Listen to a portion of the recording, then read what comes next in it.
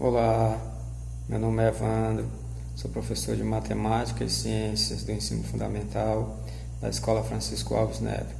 Agora nós estamos gravando esse vídeo para tratar de um assunto do 7º ano, é o capítulo 6, que fala de saúde pública.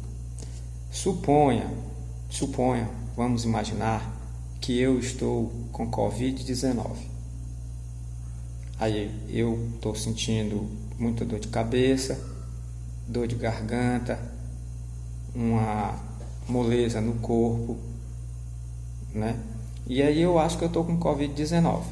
Mas aí, se eu for pensar um pouco, ou você que está me escutando, diz assim, como foi que aconteceu isso? Por que você ficou doente, né? Você começou a sentir isso quando? Então, em cima desse nosso exemplo, aí a gente já começa a perceber que a doença ou a saúde, elas não são coisas prontas e acabadas, né? Elas são estados. Eu estava com saúde, eu estava sem nenhum sintoma, eu não estava sentindo nada. Aí, de repente, eu comecei a sentir dor de garganta, febre, moleza no corpo. E aí eu passei para o estado de doente. Né? Estão percebendo que a nossa conversa aqui, que é de saúde pública, mas antes a gente tem que conversar um pouco disso, compreender o que é saúde e o que é doença. Saúde é quando eu estou em equilíbrio, o meu corpo está funcionando muito bem, as minhas necessidades biológicas estão sendo todas atendidas e eu realizo todas as minhas atividades sem nenhum prejuízo. Então eu estava lá no estado de saúde. Mas aí quando eu não consigo me equilibrar muito bem, o meu corpo, né, começa a ter alguns sintomas, como no caso aqui que a gente está falando, eu estou dizendo a você que eu estou com febre, com dor de garganta, com dor de cabeça, né? E isso interfere nas minhas atividades diárias. Os meus processos biológicos não estão sendo bem realizados, estão desequilibrados. Eu passei para o estado de doença. O que eu estou querendo dizer com isso? Eu estou querendo dizer com isso que a saúde e a doença não são coisas prontas e acabadas. Elas são extremos de uma mesma coisa e que nós, organismos, pessoas, no caso aqui eu, vivemos aí um processo de saúde ou de doença. E aí nós procuramos nos equilibrar. Eu espero que todo mundo tenha compreendido esse primeiro momento. Mas aí, em cima do nosso exemplo, vamos aqui ilustrar um pouco mais.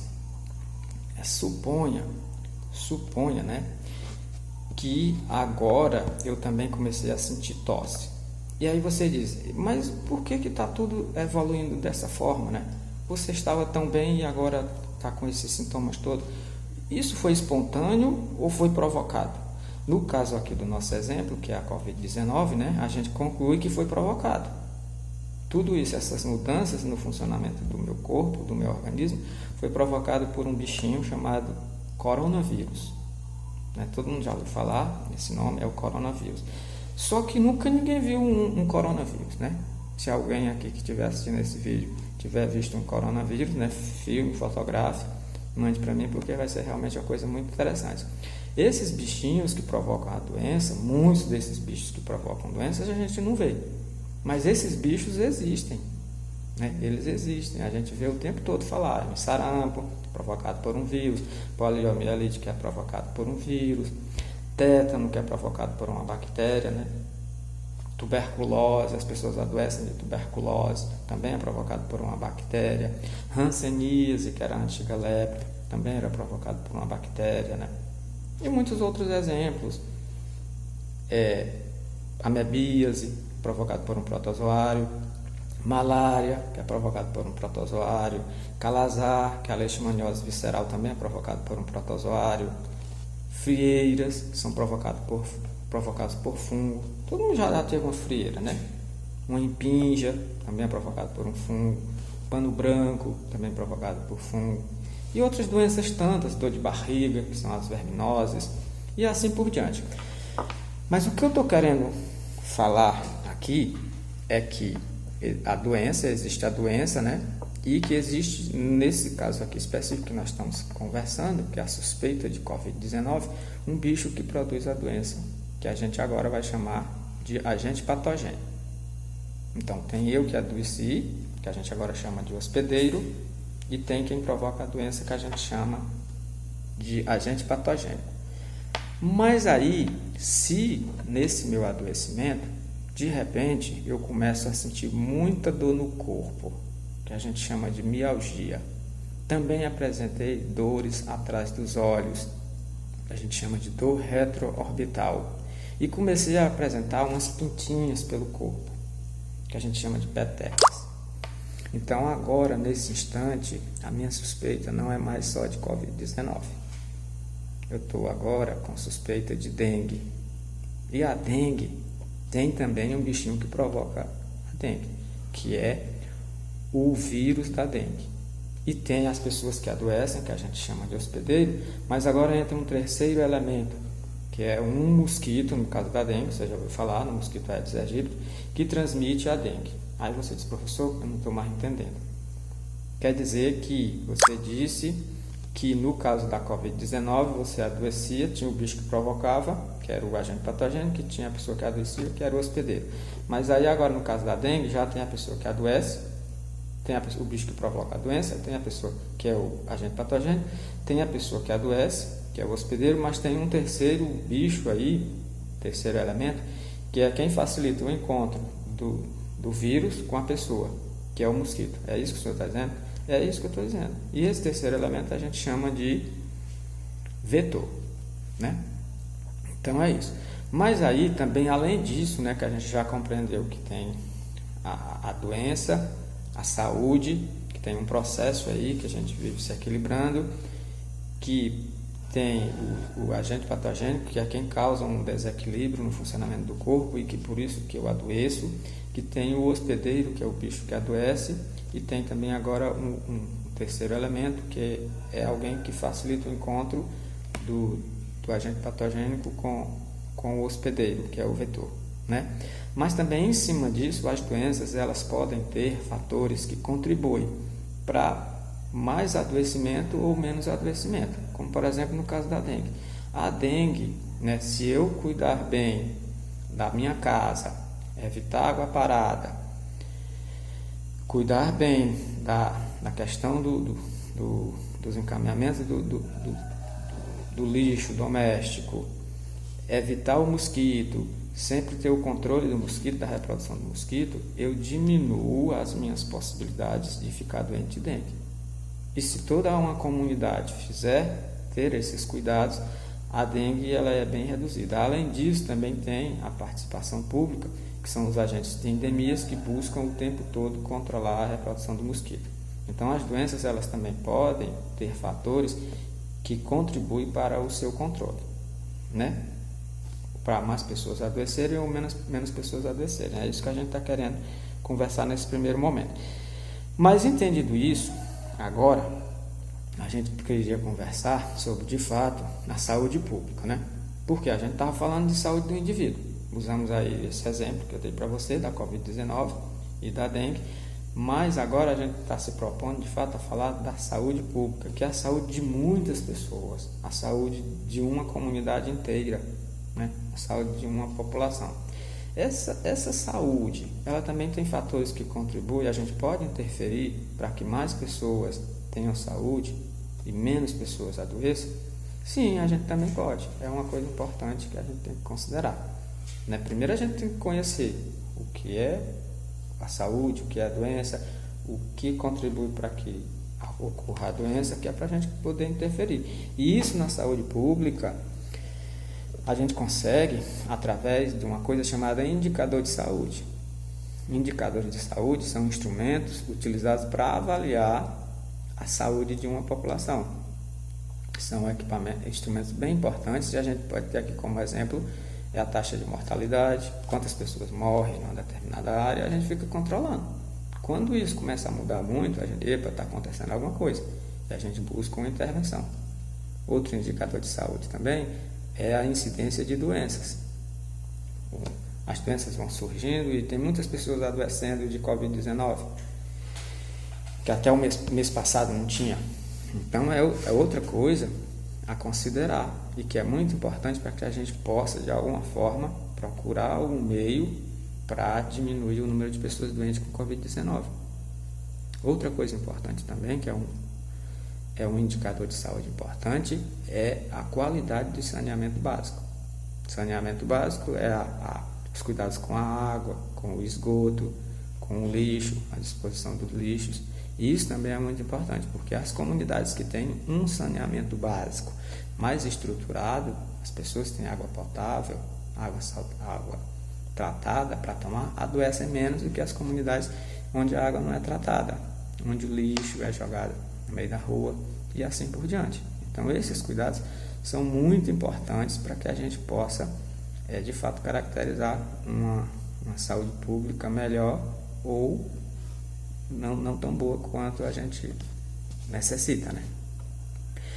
Mas aí, muito bem, suponha que tem um número de pessoas adoecendo numa escola. Vamos aqui um exemplo, né? Mas vamos pegar outro exemplo. Uma escola apresentou um número de crianças com dor de barriga, com febre, com vômito. 20 pessoas adoeceram na mesma escola. Então, quando isso acontece e um número de pessoas adoece assim, de uma maneira rápida, num ambiente bem limitado, a gente diz que ocorreu um surto. No caso aqui, um surto de gastriterite. Quando a gente tem um grupo de pessoas assim, já numa área maior, como por exemplo a dengue aqui na região do Vale do Acaraú todo, a gente ouve falar que muitas pessoas adoeceram de dengue no Itarema, no Acaraú, na Cruz, na Tixoca. Então a gente diz que agora a gente tem uma epidemia, porque é um número de pessoas maior que adoeceu numa área geográfica também maior. E quando a gente tem um número muito grande de pessoas numa área geográfica muito vasta, envolvendo até mais de um continente, a gente diz que a gente tem uma pandemia, que a gente tem como exemplo aí a Covid-19, tá certo?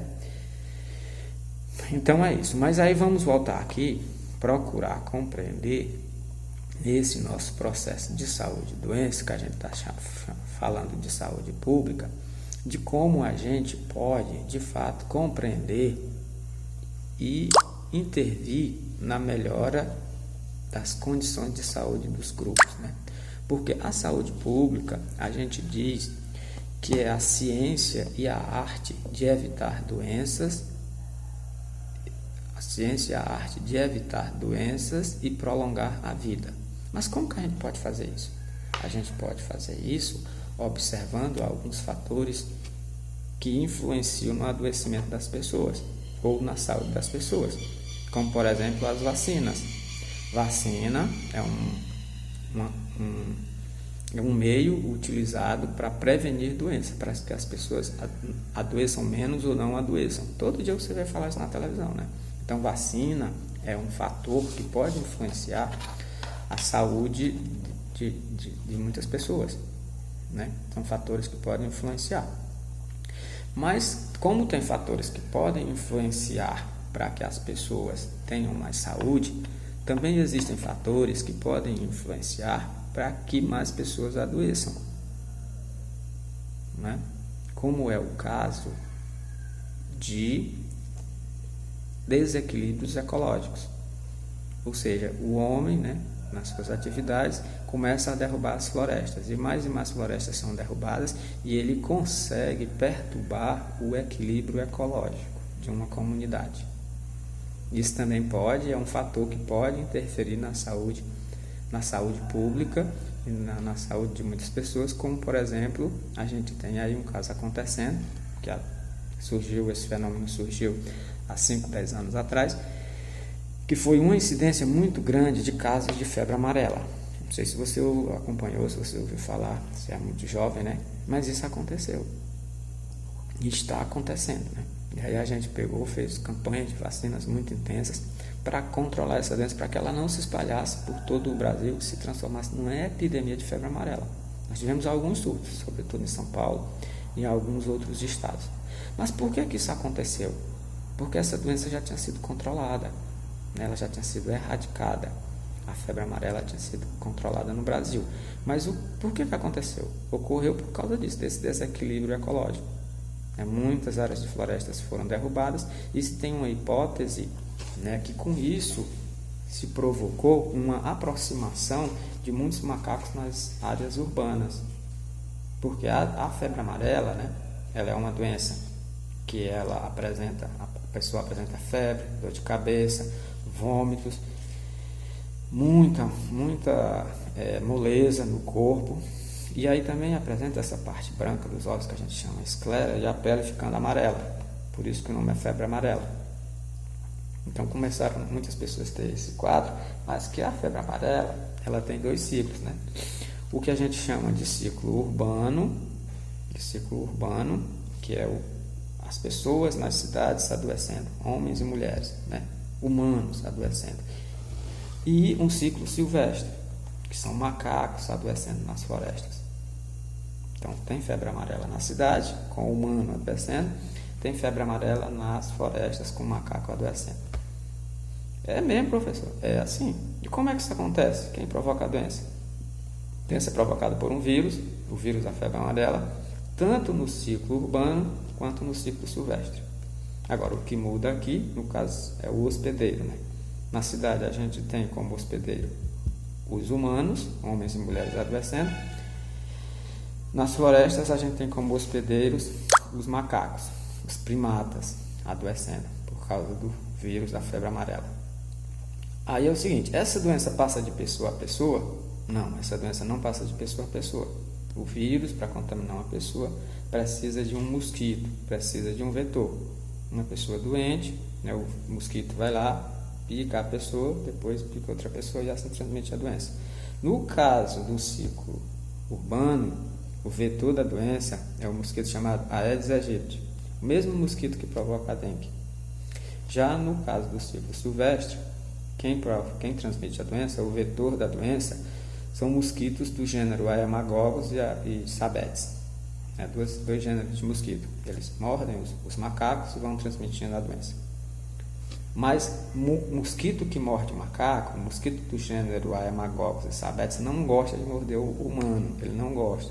E ele não gosta de viver na cidade, ele não é urbano, ele é silvestre. A mesma coisa acontece com o Aedes aegypti. O Aedes aegypti gosta de viver nas cidades, não gosta de ir para as florestas, né? Mas aí por que a doença existia na floresta e de repente passou a existir na cidade? O que foi que aconteceu? O que aconteceu foi um acidente provocado por um desequilíbrio ambiental, provocado pela devastação das florestas, uma atividade humana. Derrubou muitas florestas e provocou isso. Então os macacos se aproximaram dos centros urbanos. O homem, por um motivo ou outro, tem a necessidade de ir na floresta. Quando vai na floresta, ele sofre um acidente, né? Um mosquito lá do gênero Aemagogos ou Sabetes, contaminado, que estava mordendo um macaco doente, morde um humano. E aí o humano contrai o vírus da febre amarela. Depois o humano volta para suas atividades na cidade e uns dias depois ele adoece, ele não for vacinado, né? Ele adoece. E aí quando ele adoece, o mosquito Aedes aegypti, do centro do bando, pode morder aquele indivíduo, picar aquele indivíduo, né? E depois picar outras pessoas, e mais outras e mais outras. Se a pessoa não tiver vacinada, ela vai adoecer com febre amarela. E foi assim que surgiram esses surtos de febre amarela. Mas, graças a Deus, já foram controlados. Agora a gente não vê muito falar em febre amarela por conta das campanhas de vacinas, né? As vacinas são mecanismos muito importantes para a prevenção de doenças, né? Então é isso. Aqui a gente conclui nossa conversa sobre saúde pública. Muito obrigado, espero ter contribuído e até uma próxima oportunidade.